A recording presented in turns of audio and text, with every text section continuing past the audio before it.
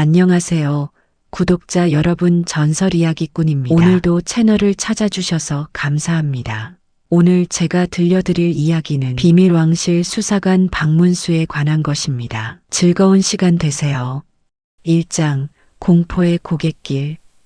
영남 땅 깊숙한 곳에는 사람들의 발길이 끊기지 않던 험준한 고갯길이 하나 있었습니다.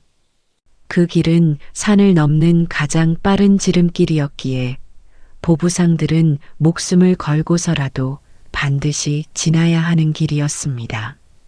그러나 어느 날부터인가 그 길을 넘던 이들이 하나둘씩 돌아오지 않기 시작했습니다. 처음에는 단순한 실종으로 여겨졌으나 시간이 흐를수록 그 수는 점점 늘어만 갔습니다. 짐을 지고 떠난 사내는 돌아오지 않았고 그를 기다리던 가족은 그저 문밖만 바라보다 눈이 멀어갔습니다. 마을 어귀의 늙은 여인은 떨리는 손으로 문을 꼭 붙잡고 있었습니다. 늙은 여인이 두려움에 잠긴 목소리로 말했습니다. 또 한 사람이 사라졌다고 하더이다. 그 말에 모여있던 사람들의 얼굴이 굳어졌습니다. 누구 하나 입을 열지 못한 채 서로의 눈치만 살폈습니다. 젊은 사내가 이를 악물며 분노를 삼키며 말했습니다. 이게 사람이 할 짓이오? 아니면 정말 귀신 짓이란 말이오? 그러자 옆에 있던 중년 사내가 겁에 질린 눈으로 고개를 저으며 말했습니다. 귀신이 아니고서야 이렇게 흔적도 없이 사라질 수 있겠소. 그 말이 끝나자마자 바람이 스쳐 지나가며 문이 덜컹 흔들렸습니다. 사람들은 동시에 움찔하며 숨을 삼켰습니다. 그날 밤 마을은 숨죽인 듯 고요했습니다. 아이들의 울음소리조차 들리지 않았고 개들마저 짖지 않았습니다. 집집마다 문은 굳게 닫혔고 등잔불은 바람에 흔들리며 불안하게 깜빡였습니다. 마치 무언가가 마을을 내려다보고 있는 듯한 기묘한 정적이 감돌았습니다. 며칠 뒤 또 한 명의 보부상이 고개를 넘다 사라졌습니다. 그가 메고 있던 짐꾸러미만이 산 아래에서 발견되었습니다. 찢어진 천 사이로 흩어진 물건들, 그리고 바닥에 희미하게 남은 끌린 흔적이 사람들의 등을 서늘하게 만들었습니다. 사라진 사내의 아내는 그 자리에서 무너져 울부짖었습니다. 여인이 목이 터져라 울며 말했습니다. 살려달라고 한 번만 돌아와 달라고 했는데 왜? 그녀의 울음은 산을 타고 멀리 퍼져나갔습니다. 그러나 돌아오는 것은 아무것도 없었습니다. 그날 이후 사람들은 그 고갯길을 죽음의 길이라 부르기 시작했습니다. 해가 지면 아무도 그 길을 넘으려 하지 않았습니다. 그러나 먹고 살아야 하는 장사꾼들에게 선택지는 없었습니다. 그들은 두려움을 삼킨 채 다시 그 길을 향할 수밖에 없었습니다. 어느 날 술에 취한 사내가 떨리는 목소리로 입을 열었습니다. 사내가 공포에 질린 눈으로 주변을 둘러보며 말했습니다. 나는 봤소. 그날 밤 산 위에서 사람을 끌고 가는 그림자를. 그의 말에 사람들의 시선이 일제히 쏠렸습니다. 누군가는 비웃었고 누군가는 숨을 죽였습니다. 그러나 사내는 떨리는 손으로 술잔을 떨어뜨리며 계속 말했습니다. 사내가 숨을 헐떡이며 말했습니다. 사람이 아니었소. 눈이 빛났소. 짐승도 아니고 사람도 아닌. 그 순간 주막 안은 완전히 조용해졌습니다. 누구도 그의 말을 부정하지 못했습니다. 그날 밤 이후 소문은 더욱 기이하게 변해갔습니다. 상귀신이 사람을 잡아먹는다. 식인 호랑이가 나타났다. 밤마다 혼이 떠돈다는 이야기까지 퍼져나갔습니다. 사람들의 공포는 점점 커졌고 그 공포는 이성보다 빠르게 번져갔습니다. 하지만 그 누구도 이 모든 것이 사람의 손으로 벌어진 일일지도 모른다는 생각은 하지 못했습니다. 아니, 생각하려 하지 않았습니다. 그 사실을 마주하는 것이 더 두려웠기 때문이었습니다. 그리고 바로 그때 이 끔찍한 소문을 듣고 조용히 움직이기 시작한 한 사내가 있었습니다. 그의 눈빛은 어둠 속에서도 흔들리지 않았습니다. 마치 이미 답을 알고 있는 사람처럼 말입니다. 이장, 수상한 소문을 좇는 사내. 그 소문은 산을 넘어 고을을 건너 점점 더 넓은 세상으로 퍼져나갔습니다. 그리고 마침내 한 사내의 귀에도 닿게 되었습니다. 그 사내는 평범한 나그네처럼 보였으나 그의 눈빛은 결코 평범하지 않았습니다. 겉으로는 초라한 차림이었지만 그의 걸음에는 망설임이 없었습니다. 주막 구석, 사람들의 이야기로 가득한 그 자리에서 그 사내는 아무 말 없이 술잔을 기울이고 있었습니다. 떠돌이 상인이 술 기운에 목소리를 높이며 말했습니다. 그 고갯길은 막장이요, 들어간 자는 절대 못 돌아온다니까. 옆에 앉아있던 사내가 얼굴을 찡그리며 말했습니다. 사또도 손을 놓았다지 않소. 귀신이란 말까지 나오는데 어찌하겠소. 그때까지 조용히 듣고 있던 사내가 천천히 고개를 들었습니다. 그리고 잔을 내려놓으며 입을 열었습니다. 사내가 차분하지만 단단한 목소리로 말했습니다. 귀신이라 하였소? 순간 주막 안의 시선이 그에게 쏠렸습니다. 그의 말투에는 이상하게도 사람을 멈춰 세우는 힘이 있었습니다. 술에 취한 상인이 비웃듯 코웃음을 치며 말했습니다. 그럼 뭐요? 사람이 사람을 그렇게 흔적도 없이 없앤다는 말이요? 사내는 잠시 침묵했습니다. 그리고 천천히 주변을 둘러보며 말을 이었습니다. 사내가 낮게 그러나 분명한 어조로 말했습니다. 사람이기 때문에 가능한 일일 수도 있어. 그 말이 떨어지자 공기가 무겁게 가라앉았습니다. 누군가는 눈을 피했고 누군가는 불쾌한 기색을 드러냈습니다. 중년 사내가 인상을 찌푸리며 말했습니다. 허튼 소리 마시오. 그런 일이 사람 손으로 가능하다면 이 고을은 이미 피바다가 되었을 것이오. 사내는 그 말을 듣고도 표정 하나 바뀌지 않았습니다. 오히려 그의 눈빛은 더욱 깊어졌습니다. 사내가 조용히 그러나 확신에 찬 목소리로 말했습니다. 이미 피는 흘렀을 것이오. 다만 우리가 보지 못했을 뿐이지. 그 말에 주막 안은 완전히 침묵에 잠겼습니다. 사람들은 더 이상 말을 잇지 못했습니다. 그 사내의 말은 단순한 추측이 아니었습니다. 마치 이미 본 사람처럼 알고 있는 사람처럼 들렸기 때문이었습니다. 잠시 후 사내는 자리에서 일어났습니다. 그리고 아무 일도 없다는 듯 주막을 나섰습니다.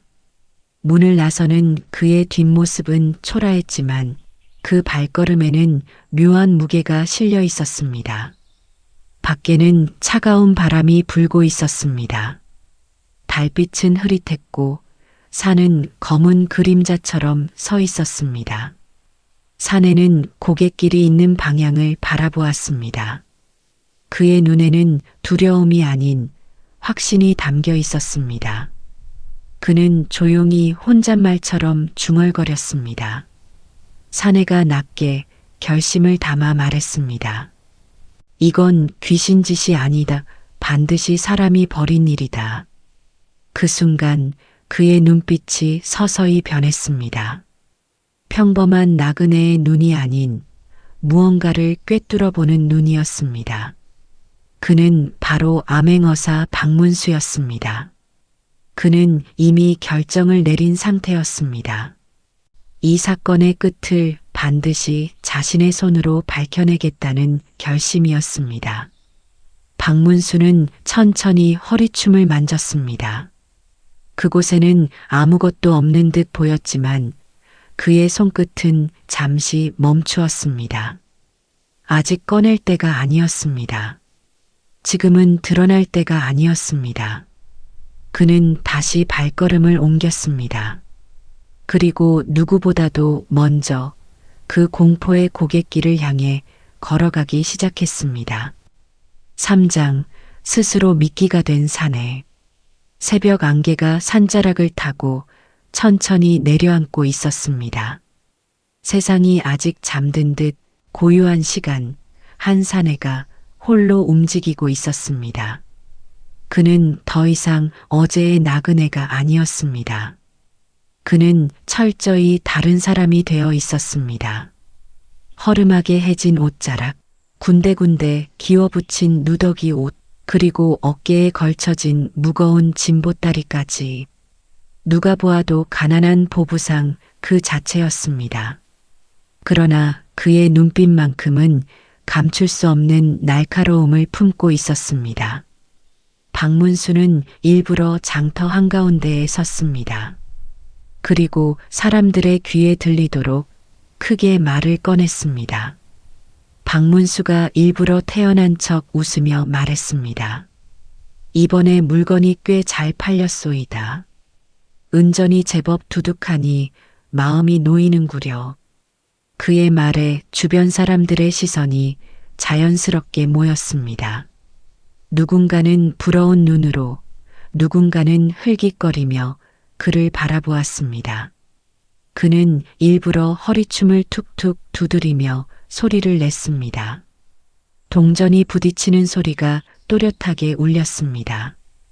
그 소리는 단순한 자랑이 아니었습니다. 누군가에게 보내는 노골적인 신호였습니다. 장터 한켠 허름한 차림의 사내 둘이 그를 유심히 지켜보고 있었습니다. 그들의 눈빛은 일반 상인의 그것이 아니었습니다. 한 사내가 낮은 목소리로 동료에게 속삭이며 말했습니다. 저놈이다. 오늘 밤 넘기는 놈은 저놈으로 하자. 다른 사내가 고개를 끄덕이며 말했습니다. 돈 냄새가 진하게 나는구만. 이번에도 깔끔하게 처리하면 된다. 그들의 시선은 날카로웠고 이미 사냥감을 정한 짐승과 같았습니다. 그러나 그들이 모르는 것이 하나 있었습니다. 그 사냥감이 스스로 그들을 끌어들이고 있다는 사실이었습니다. 박문수는 그들의 시선을 느끼고 있었습니다. 하지만 모르는 척 아무것도 눈치채지 못한 듯 행동했습니다. 그는 일부러 술집으로 들어가 크게 웃고 떠들었습니다. 그리고 더욱 노골적으로 돈을 자랑했습니다. 박문수가 술에 취한 척 크게 웃으며 말했습니다. 이 돈이면 당분간은 굶지 않아도 되겠구먼. 오늘은 마음껏 마셔야겠소. 그의 행동은 어설퍼 보일 정도로 과장되어 있었습니다. 그러나 그 모든 것은 치밀하게 계산된 연극이었습니다. 해가 기울고 장터는 조용해졌습니다. 사람들은 하나둘씩 집으로 돌아갔고 어둠이 마을을 덮기 시작했습니다. 박문수는 비틀거리는 척 걸음을 옮기며 고갯길로 향했습니다. 그의 발걸음은 느렸지만 결코 흔들리지 않았습니다. 뒤에서는 그림자처럼 두 사내가 그를 따라붙고 있었습니다. 그들은 일정한 거리를 유지하며 조용히 움직였습니다. 그들의 숨소리는 죽은 듯 낮았고 그 눈빛은 이미 살기를 띠고 있었습니다. 고갯길 입구에 다다르자 바람이 한층 차가워졌습니다. 나무들은 흔들리며 기묘한 소리를 냈습니다. 마치 이 길 자체가 경고를 보내는 듯 했습니다. 그러나 박문수는 멈추지 않았습니다. 그는 잠시 멈춰서서 뒤를 돌아보았습니다. 그리고 아무것도 보지 못한 듯 다시 고개를 돌렸습니다. 하지만 그의 입가에는 아주 희미한 미소가 스쳤습니다. 이미 모든 것이 계획대로 흘러가고 있었기 때문이었습니다. 박문수가 낮게 결연한 목소리로 혼잣말했습니다. 그래, 따라와라. 오늘 밤 끝을 보게 해주마. 그는 다시 발걸음을 옮겼습니다. 그리고 스스로 죽음의 길이라 불리는 그 고갯길 안으로 들어갔습니다. 그의 등 뒤에서 어둠 속에 숨어있던 시선들이 점점 가까워지고 있었습니다. 사장, 죽음의 고갯길. 고갯길에 들어선 순간 공기의 결이 달라졌습니다. 아래 마을에서 느껴지던 온기는 사라지고 차갑고 무거운 기운이 사방을 감쌌습니다. 바람은 나무 사이를 스치며 낮게 울부짖었고 그 소리는 마치 누군가의 신음처럼 들렸습니다. 박문수는 걸음을 늦추지 않았습니다. 그러나 그의 감각은 더욱 날카로워지고 있었습니다. 발밑의 흙, 부러진 나뭇가지, 바람의 방향까지 그는 모든 것을 놓치지 않고 살피고 있었습니다. 그 순간 그의 발걸음이 잠시 멈추었습니다. 길가 한쪽에 무엇인가 걸려있는 것이 눈에 들어왔기 때문이었습니다. 그는 천천히 몸을 굽혀 그것을 집어들었습니다. 해진 페랭이 모자 하나였습니다. 박문수가 낮게 숨을 고르며 말했습니다. 이 길에서 사라진 자의 것이로군. 페랭이의 가장자리에는 마른 흔적이 남아 있었습니다. 피가 닦였다가 남은 자국이 분명했습니다. 그는 잠시 눈을 감았다가 다시 떴습니다. 그리고 아무 일도 없는 듯 페랭이를 내려놓았습니다. 하지만 그의 눈빛은 이미 싸늘하게 식어 있었습니다. 이 길에서 벌어진 일이 무엇인지 점점 또렷해지고 있었습니다. 뒤쪽에서 아주 미세한 발소리가 들려왔습니다. 일반 사람이라면 듣지 못했을 정도로 작은 소리였습니다. 그러나 박문수는 그것을 정확히 느끼고 있었습니다. 그를 쫓는 존재들이 점점 가까워지고 있었습니다. 그는 일부러 발걸음을 흐트러뜨리며 비틀거렸습니다.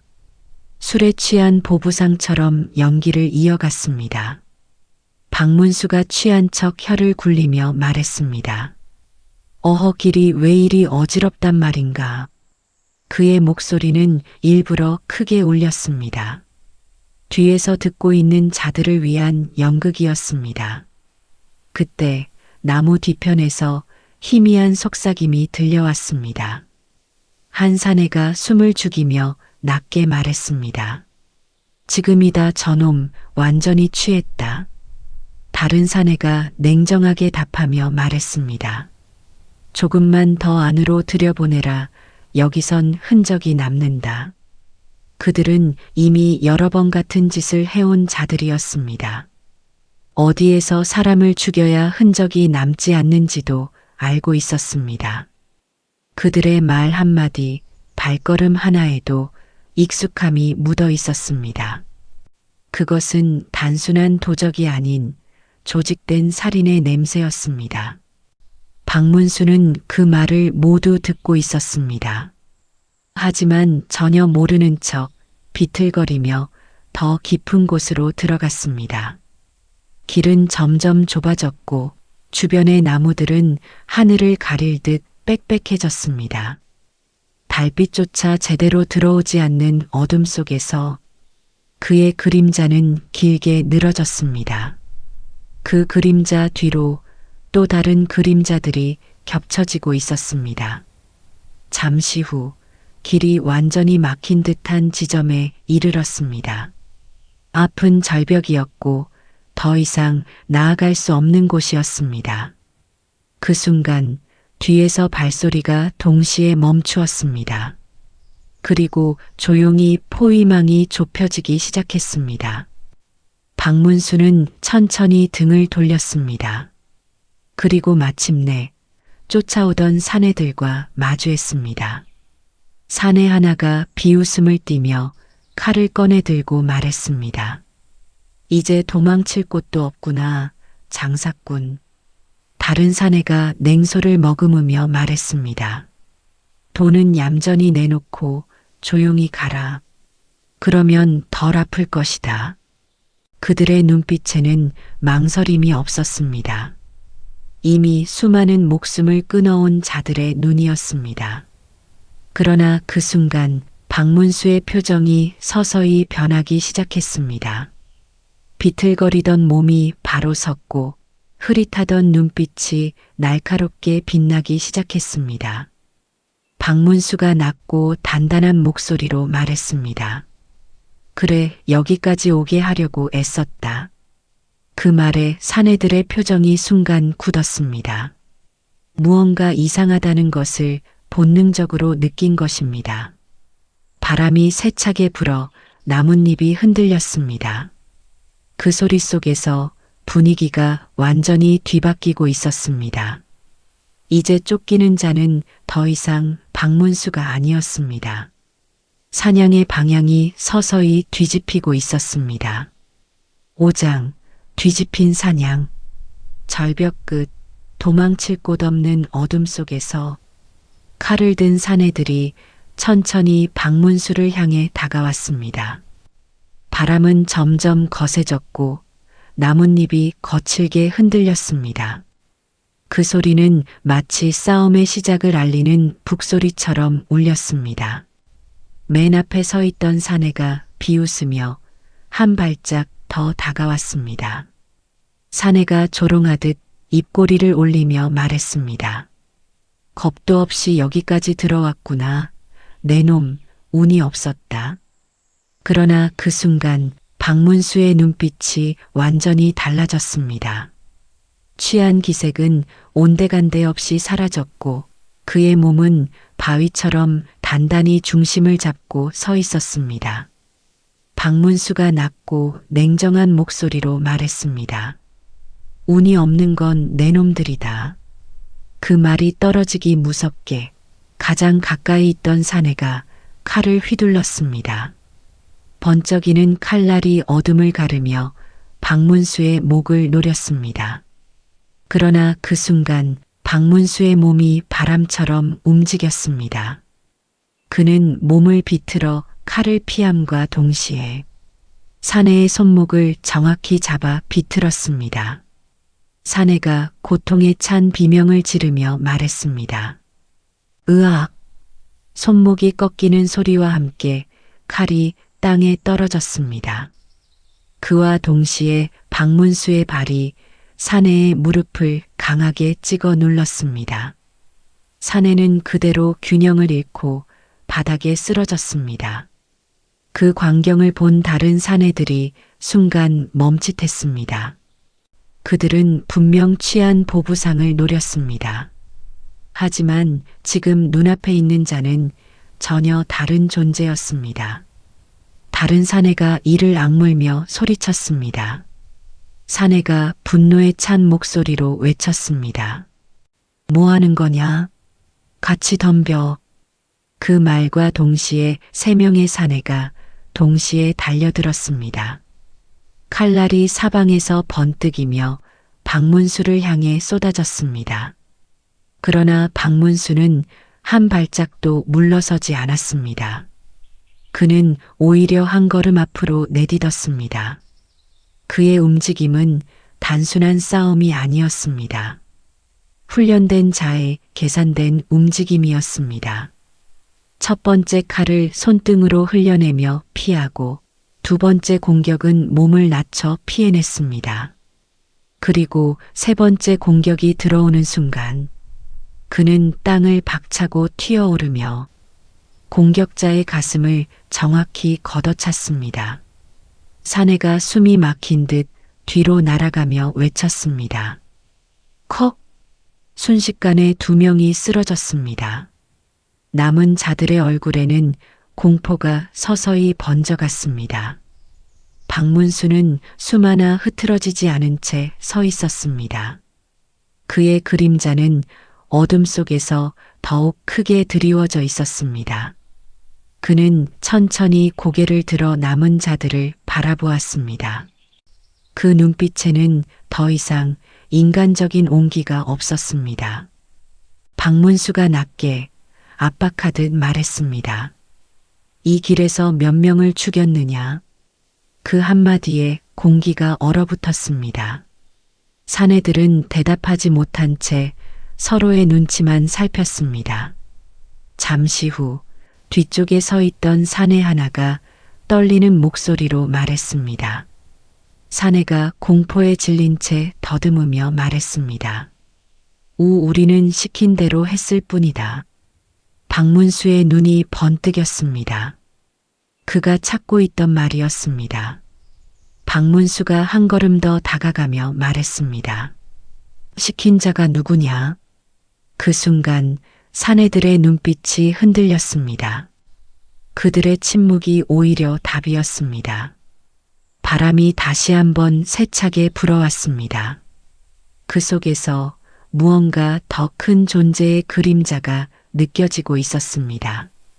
이 사건은 단순한 도적대의 짓이 아니었습니다. 그 뒤에는 분명 더 큰 배우가 숨어 있었습니다. 박문수는 그 사실을 확신했습니다. 그리고 입가에 아주 미세한 미소가 떠올랐습니다. 박문수가 낮게 결심을 담아 말했습니다. 좋다, 이제 본거지를 찾아가 보자. 그의 말은 끝이 아닌 시작이었습니다. 진짜 싸움은 이제부터였습니다. 6장 외딴 주막의 그림자. 산을 내려오는 길, 하늘은 이미 어둠에 잠겨 있었습니다. 바람은 더욱 차가워졌고 숲은 숨을 죽인 듯 고요했습니다. 쓰러진 사내들 중 하나를 묶어 끌고 온 박문수는 그의 입에서 본거지의 위치를 알아낸 상태였습니다. 사내가 겁에 질린 눈으로 떨며 말했습니다.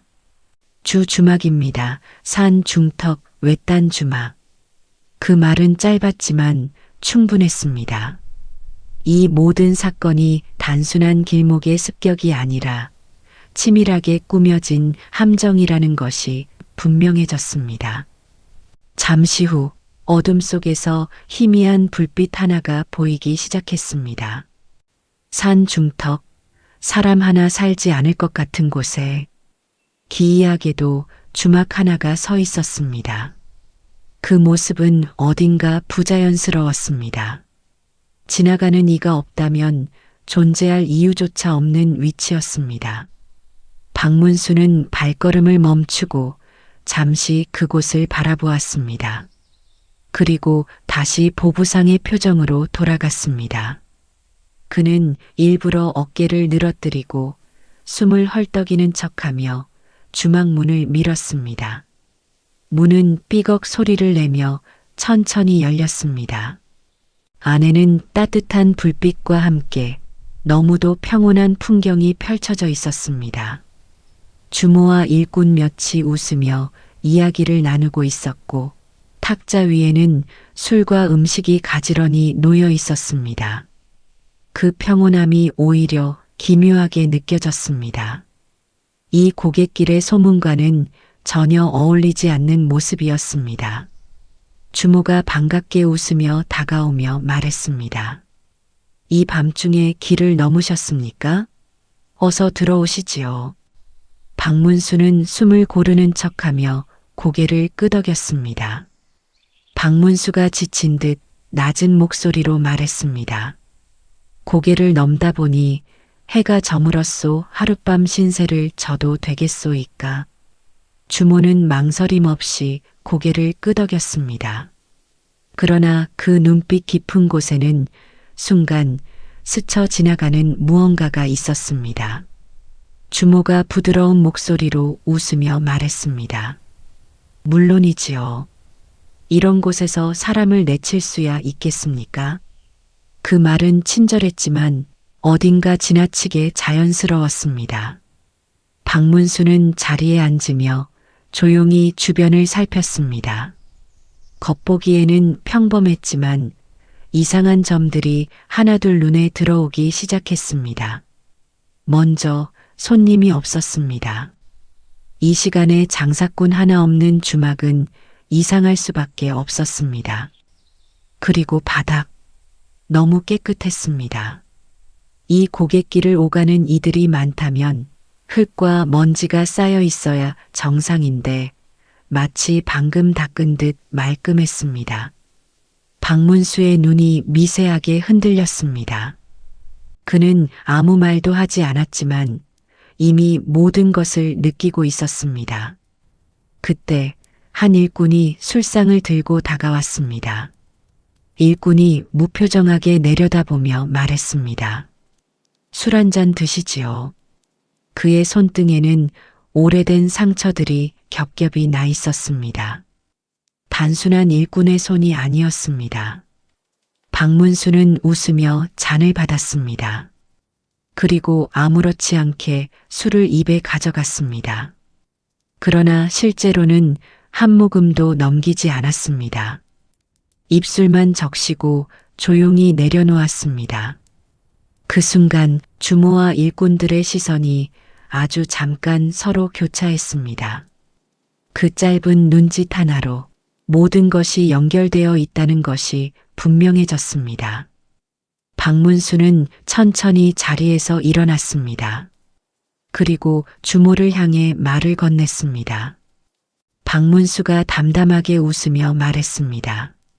잠시 바람을 쐬고 오겠소. 주모는 미소를 유지한 채 고개를 끄덕였습니다. 주모가 부드럽게 말했습니다. 멀리는 나가지 마십시오. 밤길이 험합니다. 그 말은 경고처럼 들렸습니다. 도망치지 말라는 의미였습니다. 박문수는 주막 밖으로 나왔습니다. 그리고 천천히 뒤편으로 발걸음을 옮겼습니다. 주막 뒤편, 달빛이 희미하게 비추는 그곳에서 그는 땅 위에 남아있는 흔적을 발견했습니다.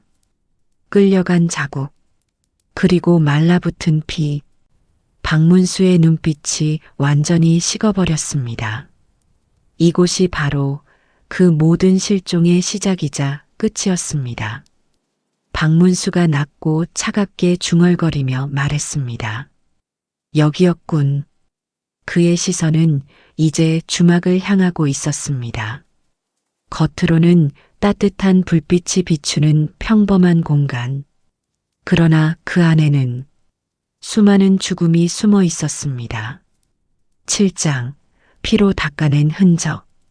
주막 뒤편의 공기는 이상할 정도로 차가웠습니다.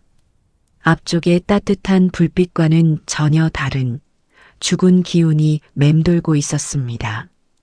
박문수는 발걸음을 죽인 채 천천히 주변을 살폈습니다. 달빛 아래 드러난 땅은 평범해 보였지만 자세히 들여다보면 달랐습니다. 흙이 일정하지 않았습니다. 어딘가를 파냈다가 다시 덮은 흔적이 곳곳에 남아 있었습니다.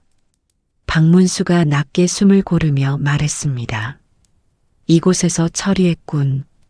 그의 시선이 한 곳에 멈췄습니다. 바닥에 희미하게 남아있는 붉은 얼룩. 비에 씻겨 거의 사라졌지만 완전히 지워지지는 못한 흔적이었습니다. 그는 손가락으로 살짝 흙을 긁어보았습니다. 붉은 기운이 스며 나왔습니다. 그 순간 등 뒤에서 나뭇가지가 부러지는 소리가 났습니다. 박문수는 몸을 돌리지 않았습니다. 이미 누가 오는지 알고 있었기 때문이었습니다. 주막 일꾼 하나가 거친 숨을 몰아쉬며 다가왔습니다. 일꾼이 의심 섞인 눈으로 노려보며 말했습니다. 거기서 뭐 하는 겁니까? 박문수는 천천히 몸을 돌렸습니다. 그리고 아무 일도 없다는 듯 어깨를 으쓱했습니다. 박문수가 태연한 척 웃으며 말했습니다. 길이 험해서 그런지 속이 뒤틀려 바람 좀 쐬고 있었소. 일꾼은 한 걸음 더 다가왔습니다. 그의 눈빛은 이미 저기를 드러내고 있었습니다. 일꾼이 낮게 으르렁거리며 말했습니다. 쓸데없는 곳은 돌아다니지 마시오. 그 말에는 명백한 위협이 담겨 있었습니다. 그러나 박문수는 물러서지 않았습니다. 박문수가 웃음을 지운 채 조용히 말했습니다. 이곳 예전에 무슨 일이 있었던 것 같구려. 그 한마디에 일꾼의 눈빛이 번쩍 흔들렸습니다. 순간 공기가 팽팽하게 얼어붙었습니다. 서로의 숨소리조차 크게 들릴 만큼 긴장감이 짙어졌습니다. 일꾼이 이를 악물며 말했습니다. 괜한 소리 하지 말고 들어가시오. 박문수는 더 이상 말을 이어가지 않았습니다. 지금은 확인할 만큼 확인했습니다. 그는 다시 주막 안으로 들어왔습니다. 그러나 그의 머릿속은 이미 다음 단계로 넘어가 있었습니다. 주막 안 불빛 아래에서 주모가 조용히 그를 바라보고 있었습니다. 주모가 억지로 미소를 지으며 말했습니다. 바람은 잘 쐬고 오셨습니까? 박문수는 잠시 그녀의 눈을 마주 보았습니다. 그리고 아주 미세하게 고개를 끄덕였습니다. 박문수가 담담하게 말했습니다. 얘 덕분에 정신이 좀 들었소. 그 순간 둘 사이에 보이지 않는 긴장이 스쳤습니다. 주모는 다시 웃음을 지었지만 그 눈빛에는 더 이상 여유가 없었습니다. 박문수는 자리에 앉으며 주변을 살폈습니다. 그리고 조용히 한 가지 사실을 깨달았습니다. 이곳의 사람들은 모두 한편이었습니다. 그리고 지금 자신을 의심하고 있다는 것도. 그는 일부러 크게 하품을 하며 자리에서 일어났습니다. 박문수가 피곤한 척 몸을 느리며 말했습니다. 이만 쉬어야겠소. 방을 하나 빌릴 수 있겠소? 주모는 잠시 망설였지만 곧 고개를 끄덕였습니다. 주모가 조용히 말했습니다. 안쪽 방을 쓰시면 됩니다. 그 방은 주막 가장 안쪽 그리고 가장 깊은 곳에 있었습니다. 박문수는 방 안으로 들어갔습니다. 문을 닫고 등잔불을 켰습니다. 그리고 한동안 아무것도 하지 않은 채 서 있었습니다. 마치 무언가를 기다리는 사람처럼. 잠시 후 그는 천천히 바닥을 두드리기 시작했습니다. 텅텅 소리가 달랐습니다. 일정한 부분에서만 울림이 비어 있었습니다. 박문수의 눈이 번뜩였습니다. 그리고 그 지점을 손으로 짚었습니다. 박문수가 낮게 확신에 찬 목소리로 말했습니다. 여기다. 그는 조용히 바닥판을 밀어 올렸습니다. 그러자 숨겨져 있던 틈이 서서히 드러났습니다. 어둠으로 이어지는 비밀 통로였습니다. 그 아래에서는 차갑고 눅눅한 공기가 올라오고 있었습니다. 그리고 희미하게 풍겨오는 냄새, 피 냄새였습니다. 박문수의 얼굴에서 모든 감정이 사라졌습니다. 이제 진실이 바로 아래에 있었습니다. 팔짱, 지하에 쌓인 것들, 방 안의 등잔불이 미세하게 흔들리고 있었습니다. 그 아래 어둠으로 이어진 틈은 마치 입을 벌린 짐승처럼 보였습니다. 박문수는 잠시 숨을 고르며 아래를 내려다보았습니다. 차갑고 눅눅한 공기가 얼굴을 스치며 올라왔습니다. 그는 한치의 망설임도 없이 그 안으로 몸을 내렸습니다. 나무판이 닫히며 방 안의 빛은 완전히 사라졌습니다. 어둠 속 그의 손에는 작은 등잔이 들려 있었습니다. 희미한 불빛이 주변을 비추자 지하 공간의 윤곽이 서서히 드러나기 시작했습니다. 그곳은 생각보다 넓었습니다. 그리고 너무도 정리되어 있었습니다. 한쪽에는 보따리들이 가지런히 쌓여 있었고 다른 한쪽에는 옷가지와 장신구들이 정리되어 놓여 있었습니다. 박문수의 눈이 서서히 굳어졌습니다. 이것들은 모두 사라진 장사꾼들의 것이었습니다. 그는 천천히 한 보따리를 풀어보았습니다. 안에는 갓나가는 물건들이 가득 들어 있었습니다. 비단, 은전, 장신구, 그리고 아직 따뜻함이 남아있을 것만 같은 옷들. 박문수가 낮게 이를 악물며 말했습니다. 이 모든 것이 죽음 위에 쌓인 것이로군. 그의 시선이 더 깊은 곳으로 향했습니다. 그곳에는 또 다른 공간이 있었습니다. 그는 천천히 발걸음을 옮겼습니다. 발밑에서 물기가 느껴졌습니다. 불빛을 비추자 바닥은 검붉게 물들어 있었습니다. 말라붙은 피였습니다. 그 순간 코를 찌르는 냄새가 더욱 짙어졌습니다. 박문수는 잠시 눈을 감았다가 떴습니다. 그리고 그 안쪽 공간으로 들어갔습니다. 그곳에서 그는 결국 마주하고 말았습니다. 사람의 흔적?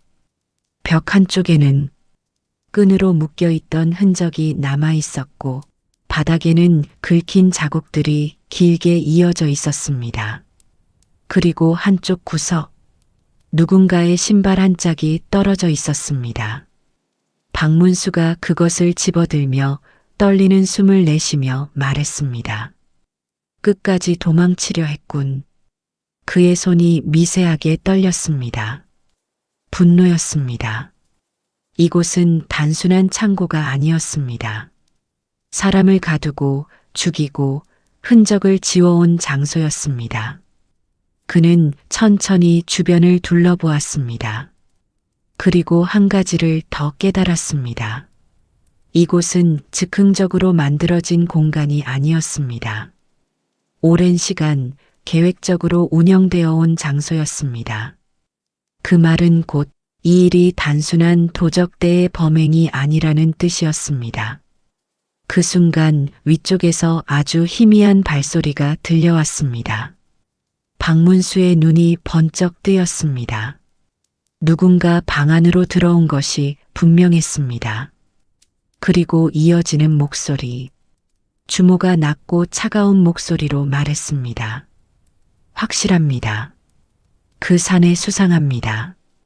다른 사내가 낮게 대답하며 말했습니다. 오늘 밤에 처리한다. 다른 놈들과 같이 묻어버려. 그 말에 공기가 얼어붙었습니다. 이제 선택의 시간이 다가오고 있었습니다. 박문수는 천천히 숨을 골랐습니다. 그리고 손을 단단히 쥐었습니다. 더 이상 숨을 필요는 없었습니다. 이미 모든 진실을 확인했습니다. 박문수가 낮고 결연하게 중얼거리며 말했습니다. 좋다, 이제 끝을 내자. 그의 눈빛이 완전히 바뀌었습니다. 더 이상 보부상이 아닌 사냥꾼의 눈이었습니다. 그리고 그 순간 지하의 어둠 속에서 조용히 올라갈 준비를 하고 있었습니다. 9장, 덫을 거꾸로 뒤집다. 지하 공간의 어둠 속 박문수는 숨소리조차 죽인 채 서 있었습니다. 위에서는 발소리가 점점 많아지고 있었습니다. 한두 명이 아니었습니다. 나무 바닥이 삐걱거리며 울렸습니다. 그 소리는 곧 죽음을 준비하는 자들의 발걸음이었습니다. 박문수는 천천히 눈을 감았다가 떴습니다. 그리고 머릿속으로 상황을 정리했습니다. 이곳은 적들의 본거지. 지금 위에는 최소 5명 이상이 있습니다. 정면으로 싸우는 것은 불리했습니다. 하지만 물러설 수도 없었습니다. 그의 입가에 아주 미세한 미소가 떠올랐습니다. 이미 방법은 정해져 있었습니다. 박문수가 낮게 계산을 끝낸 듯 말했습니다. 이제 내 놈들의 방식으로 갚아주마. 그는 지하 공간을 빠르게 살폈습니다. 그리고 한쪽 구석에서 밧줄과 나무 막대를 발견했습니다. 그것은 분명 사람을 묶고 끌기 위해 쓰던 도구였습니다. 그들의 죄악이 고스란히 담긴 물건이었습니다. 박문수는 그 밧줄을 손에 쥐었습니다.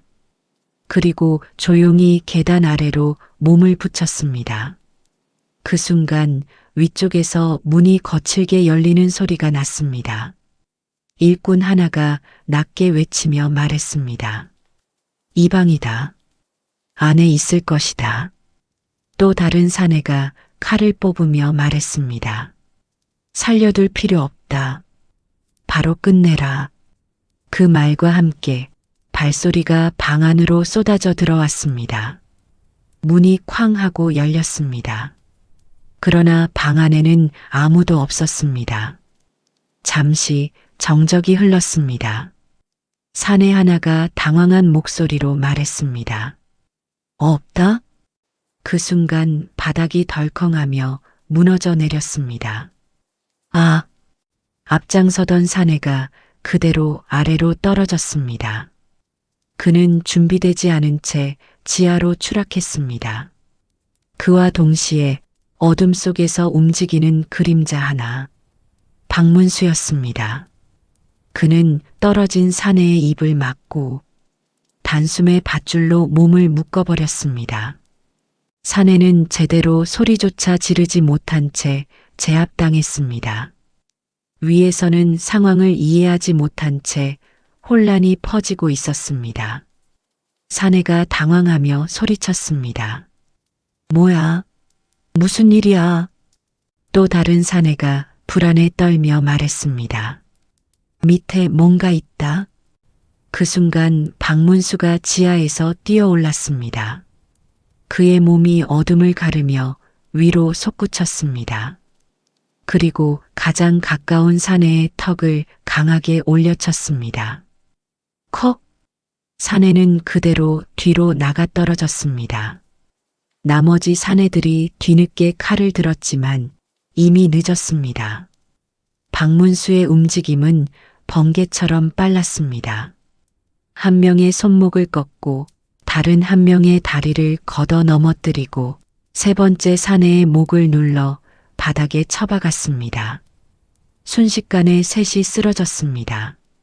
남은 자들의 눈에 공포가 번지기 시작했습니다. 이제 그들은 깨달았습니다. 자신들이 사냥꾼이 아니라는 것을. 박문수가 천천히 일어나며 말했습니다. 이제야 알겠느냐? 그의 눈빛은 완전히 변해 있었습니다. 더 이상 숨기지 않는 진짜 모습이었습니다. 박문수가 낮고 서늘한 목소리로 말했습니다. 누가 사냥당하는지.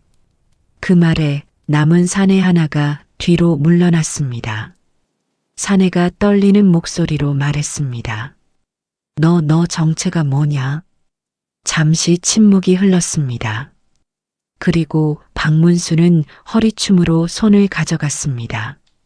아직 꺼내지 않았지만 그 손짓 하나로 분위기가 완전히 바뀌었습니다.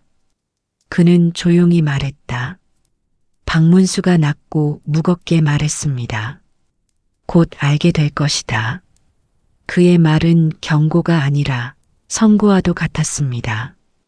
그리고 그 순간 밖에서 들려오는 또 다른 발소리. 이곳의 진짜 주인이 움직이고 있었습니다. 10장 어둠의 주인. 주막 안 공기가 완전히 뒤바뀌었습니다. 방금 전까지 칼을 휘두르던 사내들조차 숨을 죽이고 있었습니다. 문 밖에서 들려오는 발걸음. 그 소리는 느렸지만 묘하게 무거웠습니다. 문이 천천히 열렸습니다. 그곳에 서 있던 것은 이 주막의 주모가 아니었습니다. 한 사내가 모습을 드러냈습니다. 두툼한 비단옷을 걸치고 손에는 은장 장식이 달린 지팡이를 쥔 자였습니다. 그의 눈빛은 차가웠고 사람을 내려다보는데 익숙한 자의 그것이었습니다. 그 뒤에는 익숙한 관복 차림의 인물이 함께 서 있었습니다. 바로 이 고을의 사또였습니다. 남아있던 사내들이 허리를 굽히며 급히 말했습니다. 사내들이 떨리는 목소리로 말했습니다. 나날이. 그 한마디로 모든 것이 설명되었습니다. 이곳은 단순한 도적들의 소굴이 아니었습니다. 권력과 범죄가 하나로 얽힌 장소였습니다. 사또가 천천히 방 안을 둘러보며 입을 열었습니다. 사또가 낮고 불쾌한 목소리로 말했습니다. 시끄럽다 했더니 벌써 들킨 것이냐? 그의 시선이 박문수에게 꽂혔습니다. 그리고 미묘하게 눈을 가늘게 떴습니다. 사또가 의심을 담아 말했습니다. 내놈 보부상치고는 몸놀림이 수상하구나. 그 순간 주막 주인이 앞으로 한 걸음 나섰습니다. 주인이 비웃음을 띠며 말했습니다. 보부상은 무슨 저놈, 처음부터 냄새가 이상했습니다. 그의 말투에는 여유가 묻어 있었습니다. 이 상황에서도 자신이 우위에 있다고 확신하는 자의 태도였습니다. 박문수는 아무 말도 하지 않았습니다. 그저 두 사람을 번갈아 바라보았습니다. 그의 눈에는 분노가 담겨 있었지만 그보다 더 깊은 것은 확신이었습니다. 박문수가 낮게 천천히 말했습니다. 이 모든 것이 내놈들 짓이었군. 사또는 잠시 침묵하다가 이내 피식 웃음을 터뜨렸습니다. 사또가 비웃듯 고개를 기울이며 말했습니다. 이제 와서 알아봐야 무엇이 달라지느냐. 그의 말은 태연했습니다. 죄책감이라곤 찾아볼 수 없었습니다. 사또가 냉정하게 말을 이었습니다. 떠돌이 장사꾼 몇 놈 사라진 것이 그리 대수더냐. 그 말에 방 안의 공기가 얼어붙었습니다. 그는 사람의 목숨을 아무것도 아닌 것처럼 말하고 있었습니다. 주막 주인이 웃으며 덧붙였습니다. 주막 주인이 느긋하게 말했습니다. 어차피 세상에 필요 없는 놈들 아닙니까? 우리가 조금 먼저 데려간 것뿐이지요. 그 말은 조롱이었고 인간에 대한 완전한 모독이었습니다. 박문수의 눈이 번쩍 빛났습니다. 그의 손이 천천히 떨리기 시작했습니다. 그러나 그것은 두려움이 아니었습니다. 분노였습니다. 박문수가 이를 악물며 말했습니다. 백성을 짐승보다 못하게 여기는구나. 사또는 어깨를 으쓱하며 비웃었습니다. 사또가 가볍게 웃으며 말했습니다. 백성? 그놈들은 돈을 만들어내는 도구일 뿐이다. 그 말이 떨어진 순간 모든 선이 완전히 무너졌습니다. 박문수는 더 이상 참지 않았습니다. 그는 천천히 허리춤에 손을 가져갔습니다. 그리고 천천히 그것을 꺼냈습니다. 작고 둥근 금빛 물건, 말무늬가 새겨진 황금 마패였습니다. 그 순간 방 안의 공기가 완전히 멈춰버렸습니다. 박문수가 낮고 그러나 울림 있는 목소리로 말했습니다. 이제 내 놈들이 누구 앞에 서 있는지 알겠느냐? 그의 눈빛은 더 이상 숨김이 없었습니다. 완전히 드러난 진실이었습니다. 그는 한 발짝 앞으로 나섰습니다. 그리고 박문수가 단호하게 외쳤습니다. 암행어사 출두요. 그 외침은 주막을 넘어 어둠에 잠긴 산 전체를 울리는 듯 했습니다. 사또의 얼굴이 순식간에 굳었습니다. 주막 주인의 눈에서도 처음으로 당황이 스쳤습니다. 이제 모든 것이 끝을 향해 움직이고 있었습니다. 11장 무너지는 밤. 암행어사 출두요. 그 외침이 터져나온 순간 주막 안의 공기가 완전히 얼어붙었습니다. 사또의 얼굴이 순식간에 창백해졌습니다. 주막 주인의 눈에서도 처음으로 흔들림이 스쳤습니다. 잠시 아무도 움직이지 못했습니다. 시간이 멈춘 듯한 정적이 흐르고 있었습니다.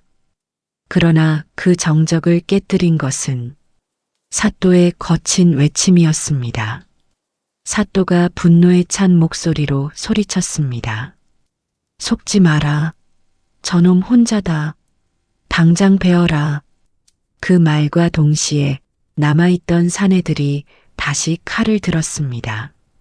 공포와 분노가 뒤섞인 눈빛. 그들은 마지막 발악을 시작했습니다. 그러나 그 순간 밖에서 거센 발소리가 들려왔습니다. 쿵쿵쿵. 주막문이 거칠게 열리며 횃불을 든 역졸들이 한꺼번에 들이닥쳤습니다. 역졸들이 우렁찬 목소리로 외쳤습니다. 암행어사의 명이시다. 모두 무릎 꿇어라. 불빛이 어둠을 밀어내며 번져갔습니다. 숨겨져 있던 진실이 완전히 드러나는 순간이었습니다. 도적대의 사내들이 당황하며 뒤로 물러났습니다. 이제 그들은 도망칠 곳이 없었습니다. 주막 주인이 이를 악물며 소리쳤습니다. 주막 주인이 절박하게 외쳤습니다. 뒤로 빠져라. 산으로 도망친다. 몇몇 사내들이 창문을 깨고 뛰쳐나가려 했습니다. 그러나 이미 늦었습니다. 밖에는 더 많은 역졸들이 매복해 있었습니다. 그들은 사방에서 주막을 포위하고 있었습니다. 도망치던 사내 하나가 창밖으로 뛰어내리다 붙잡혔습니다. 사내가 비명을 지르며 외쳤습니다. 놓아라. 나. 그러나 역졸들은 단호했습니다. 그들은 한치의 망설임도 없이 사내를 제압했습니다. 주막 안에서는 마지막 몸부림이 이어졌습니다. 칼이 부딪히는 소리, 숨이 끊어지는 소리, 비명이 뒤섞였습니다. 그러나 싸움은 길지 않았습니다. 이미 승패는 결정되어 있었습니다. 박문수는 그 한가운데에서 흔들림 없이 서 있었습니다. 그의 눈은 끝까지 모든 것을 지켜보고 있었습니다. 잠시 후 모든 것이 끝났습니다. 칼을 들었던 자들은 모두 바닥에 엎드려 있었고 주막은 완전히 장악되었습니다. 사또는 끝까지 버티려 했습니다. 그러나 결국 두 무릎이 꺾이고 말았습니다. 사또가 이를 악물며 떨리는 목소리로 말했습니다. 이건 억울한 일이다. 나는 그저. 박문수의 눈이 차갑게 내려앉았습니다. 박문수가 단호하게 말했습니다. 입을 다물어라. 그 한마디에 사또는 더 이상 말을 잇지 못했습니다. 주막 주인 역시 포박된 채 끌려왔습니다. 그의 얼굴에는 이제 여유도 웃음도 남아있지 않았습니다. 주막 주인이 무너진 목소리로 말했습니다. 어떻게 들킨 거지? 박문수는 그를 잠시 내려다보았습니다. 그리고 낮게 입을 열었습니다. 박문수가 차갑게 말했습니다. 피는 아무리 지워도 사라지지 않는다. 그 말은 단순한 사실이 아니었습니다. 그들의 죄를 향한 선고였습니다. 밖에서는 새벽빛이 서서히 밝아오고 있었습니다. 긴 밤이 끝나고 있었습니다. 그러나 이 밤이 끝나기까지 얼마나 많은 피가 흘렀는지는 아무도 알 수 없었습니다. 12장 돌아오지 못한 이들의 이름. 새벽빛이 산을 넘어 조용히 퍼지고 있었습니다. 어둠에 잠겨있던 고갯길은 서서히 본래의 모습을 되찾고 있었습니다. 밤새 이어진 체포가 끝나고 도적대와 사또는 모두 포박된 채 끌려 내려갔습니다. 주막은 폐쇄되었고 그 아래 숨겨져 있던 모든 진실이 세상 밖으로 드러났습니다. 지하에서 발견된 물건들은 하나하나 꺼내어졌습니다. 찢어진 보따리, 낡은 옷, 그리고 주인을 잃은 수많은 물건들. 그것들은 단순한 짐이 아니었습니다. 돌아오지 못한 사람들의 삶이었습니다. 며칠 뒤 마을 어귀에는 사람들이 하나둘 모여들었습니다. 그들은 떨리는 손으로 물건을 확인했습니다. 그리고 마침내 울음이 터져 나왔습니다. 한 여인이 무너져 주저앉으며 말했습니다. 이건 우리 영감 옷입니다. 맞습니다. 맞아요. 그녀의 울음은 참을 수 없이 처절했습니다. 주변 사람들 또한 고개를 떨구며 눈물을 삼켰습니다. 또 다른 노인이 떨리는 손으로 작은 주머니를 꼭 쥐며 말했습니다. 이 안에 손자가 준 엿이 있었는데 그대로구나. 그의 목소리는 끝내 이어지지 못했습니다. 눈물이 먼저 흘러내렸기 때문이었습니다. 그날 마을은 온통 울음으로 가득 찼습니다. 돌아오지 못한 이들의 이름이 하나씩 불려졌습니다. 그러나 시신은 끝내 모두 찾지 못했습니다. 그 사실이 더 큰 슬픔이 되었습니다. 박문수는 그 모습을 조용히 지켜보고 있었습니다. 그의 얼굴에는 말할 수 없는 무거운 감정이 담겨 있었습니다. 박문수가 낮고 깊게 가라앉은 목소리로 말했습니다.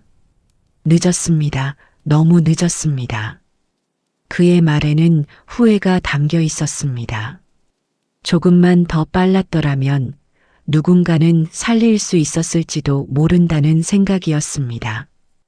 그러나 한 노인이 그의 앞에 다가왔습니다. 그리고 떨리는 손으로 그의 소매를 붙잡았습니다. 노인이 눈물에 젖은 얼굴로 말했습니다. 아닙니다. 날이 늦지 않으셨습니다. 그는 고개를 숙인 채 말을 이었습니다. 노인이 울음을 참으며 말했습니다. 이제라도 이 사실을 밝혀주셨으니 그것으로 충분합니다. 그 말에 박문수의 눈이 잠시 흔들렸습니다. 그는 아무 말도 하지 못한 채 고개를 숙였습니다. 그리고 깊게 숨을 들이켰습니다. 며칠 후 사또와 도적대는 모두 엄중한 처벌을 받았습니다. 그들의 죄는 낱낱이 밝혀졌고 그 어떤 변명도 받아들여지지 않았습니다. 빼앗긴 재물은 모두 백성들에게 돌아갔습니다. 그러나 그것이 잃어버린 생명을 대신할 수는 없었습니다. 고갯길은 다시 열렸습니다. 사람들은 조심스럽게 그 길을 다시 넘기 시작했습니다. 그러나 이제 그 길은 단순한 길이 아니었습니다. 수많은 이름과 기억이 남아있는 길이었습니다. 어느 날 박문수는 그 고갯길을 다시 찾았습니다. 그는 아무 말 없이 한참을 서 있었습니다. 바람이 지나가며 나뭇잎이 흔들렸습니다. 마치 누군가의 목소리처럼 아주 희미하게 들려오는 듯 했습니다. 박문수가 조용히 진심을 담아 말했습니다. 이제 편히 쉬시오. 그의 말은 바람에 실려 산 너머로 퍼져나갔습니다.